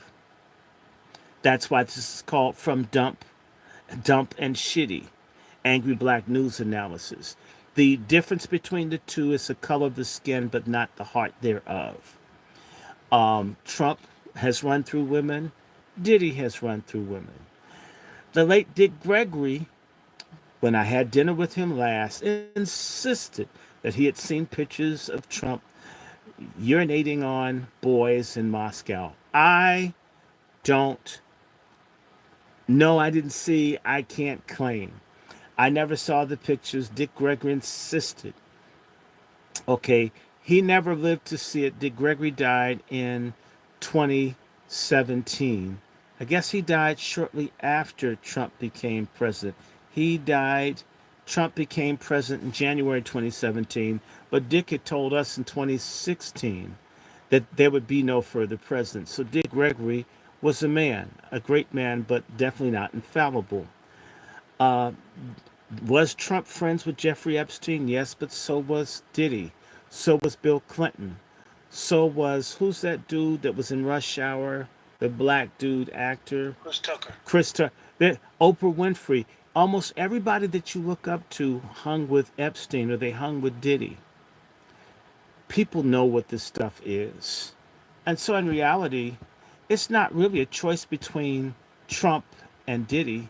It's a choice between righteousness and wickedness. And right now, the public, at least the American public, has chosen wickedness and degeneracy. So they're not really in a position to judge Diddy. In reality, people wish they could live the same way. That's right. The reason that people have been silent about all this is that they keep their mouths shut. They could keep getting the checks and the payoffs, and that they could be a part of it. Do I think Jay Z is any better? I think Jay Z is just as vile as Diddy, and he's not alone. And so I think, frankly, it's more a portrait of America and how vile we become as a society. The same way hundreds of thousands of children, without verification of who their parents are, have been brought to this country under the leadership of Joe Biden. Where are those children? What will happen to those children? Why were they kept in cages? Why were those children having sex in the hotels down in Texas? And why did that quickly disappear out of the news? Where will these children be? What will they do? Why is it that a lot of these children that are being moved, they're being taken, or people are being taken to cities that have big pride days? Is pride months. They're here in Washington, they're in New York, they're in Chicago, they're in the places. Are they there to service the most debauched elements of the American public?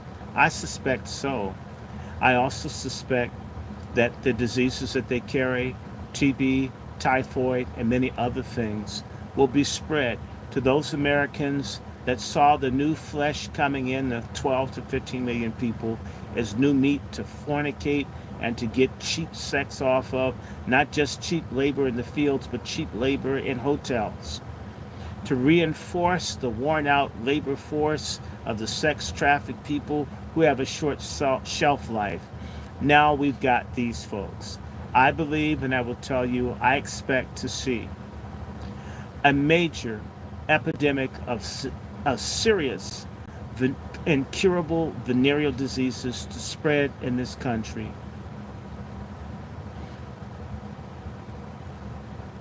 Hold on, what did they do? Click my mic? Man, they muted me. Oh my God. Unmute me.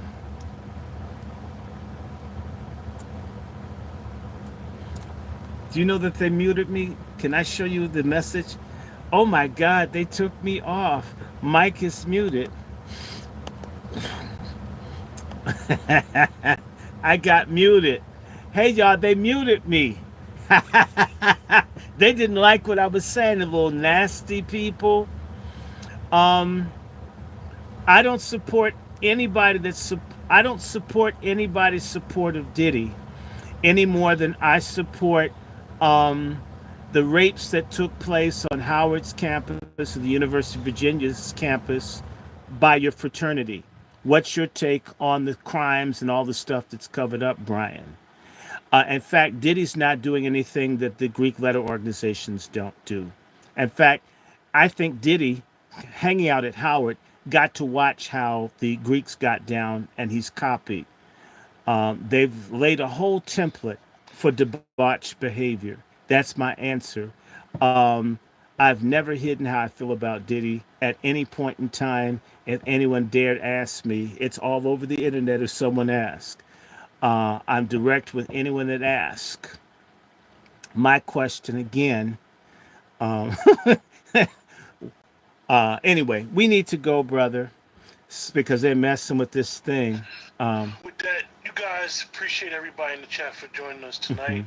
yes, Very, sir. very interesting topic. We really need to sit back and just watch the tape play when it comes to Hmm. the next. Like Dr. Short told me on the phone, the next 50 days in Iran is going to be very crucial. How they choose to handle it. See, one thing about President Raisi, when he was in power, they handle things a little bit differently. They don't do things based off of emotion. So That's right. we need to be cognizant of that. Like I said, the next couple of weeks, reparations rally conference, reparations I rally don't need an oracle. is in D.C. June 15th, as well as Patriarch Conference setting up for August. You did. If you need to know anything about it, contact Dr. Short. Mm-hmm. Contact Dr. Short, you guys, in reference to the Patriarch Rally. Absolutely. Everybody have a great night, and we'll probably see you guys within the next 48 hours. With that, take care. Have a great night.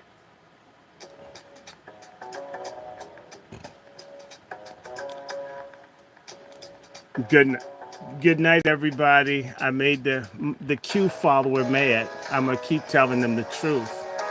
So you guys pay.